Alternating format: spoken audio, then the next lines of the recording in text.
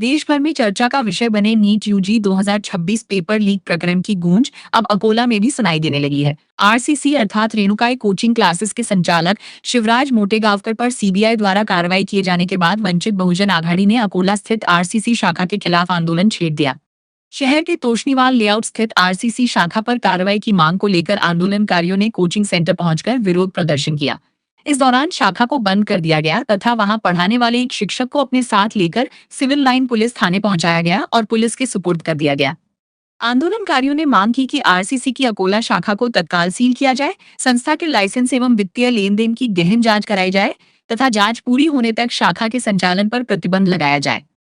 साथ ही विद्यार्थियों और अभिभावकों को न्याय दिलाने के लिए संबंधित शिक्षक के खिलाफ भी त्वरित कानूनी कार्रवाई करने की मांग की गई। यह आंदोलन वंचित बहुजन आघाड़ी के प्रदेश महासचिव राजेंद्र पातोड़े तथा महिला आघाड़ी की प्रदेश महासचिव अरुंधति शिरसाट के नेतृत्व में आयोजित किया गया। आंदोलन के बाद सिविल लाइन पुलिस ने मामले की जानकारी लेते हुए आगे की कानूनी प्रक्रिया शुरू कर दी है।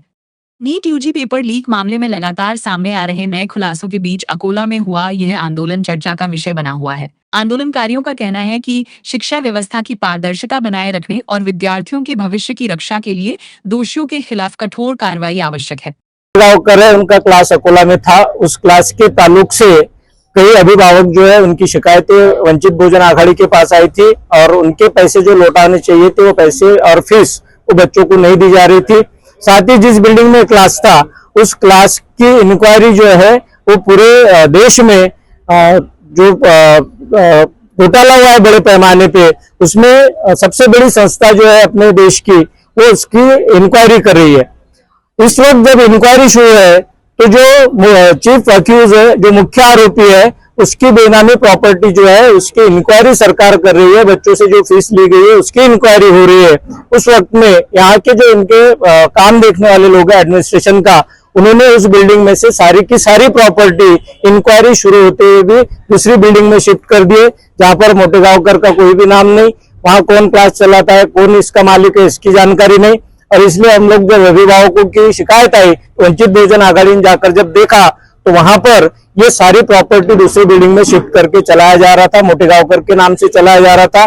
सिविल लाइन पुलिस स्टेशन ने इससे पहले 2 नोटिस जो है वो मोटेगांवकर के क्लास को दी थी।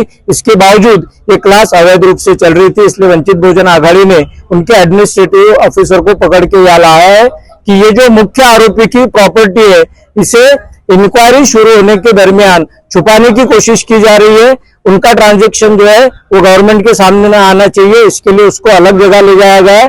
और ये सारा काम जो है जो लोग कर रहे हैं उनको इस आरोपी के साथ सह आरोपी बनाया जाए, इसलिए हमने लिखित रूप में शिकायत पुलिस स्टेशन को दी।